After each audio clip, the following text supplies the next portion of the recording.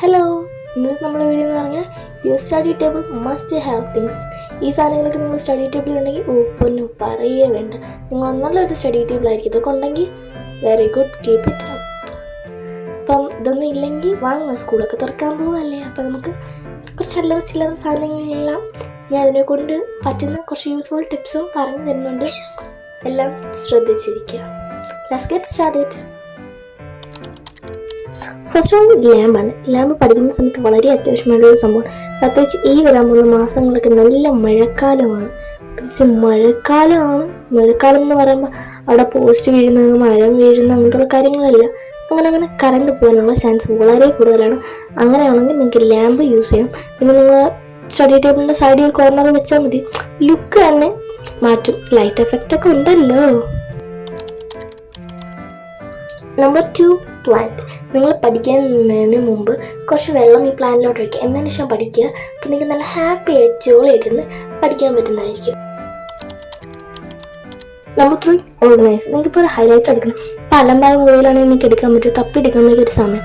ഇതേപോലെ ഓർഗനൈസ്ഡ് ആയിട്ട് ഇരുന്ന് കഴിഞ്ഞാൽ നിങ്ങൾക്ക് പെട്ടെന്ന് എടുക്കാനൊക്കെ പറ്റുന്നതായിരിക്കും. പെട്ടെന്ന് പഠിച്ചു പോകാനും പറ്റുന്നതായിരിക്കും. ഓക്കെ.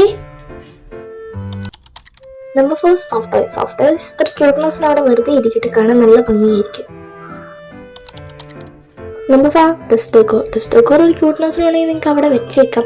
കാണാൻ നല്ല ഭംഗിയായിരിക്കും. ഭയങ്കര അട്രാക്റ്റീവ് ആയിട്ടുള്ള കാര്യങ്ങൾ, പ്രത്യേകിച്ച് സ്റ്റഡിയുമായി ബന്ധപ്പെട്ട് എന്തെങ്കിലും അവിടെ എടുത്ത് വെക്കുകയാണെങ്കിൽ നിങ്ങൾക്കത് കാണുമ്പോൾ ഇതൊരു സ്റ്റഡിയുമായി ബന്ധപ്പെട്ട് എനിക്കപ്പോൾ പഠിക്കാൻ വേണ്ടി തോന്നും.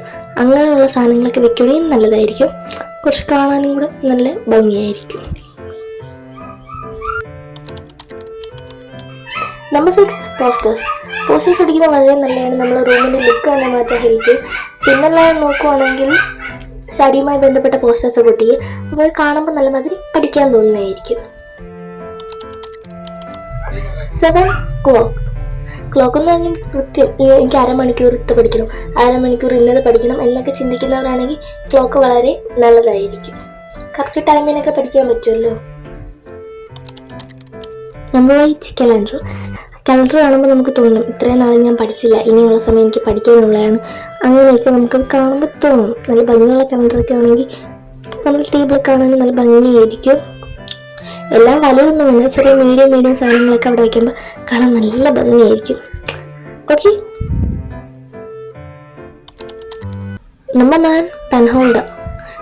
ഞാൻ പറഞ്ഞല്ലോ, ഓർഗനൈസറൊക്കെ അതേപോലെ തന്നെയാണ്. നമുക്കൊരു ഹൈലൈറ്റർ എടുക്കണമെങ്കിൽ പെട്ടെന്ന് തന്നെ എടുക്കാൻ പറ്റും. കാണാൻ നല്ല ഭംഗിയുള്ളതൊക്കെ നോക്കുക.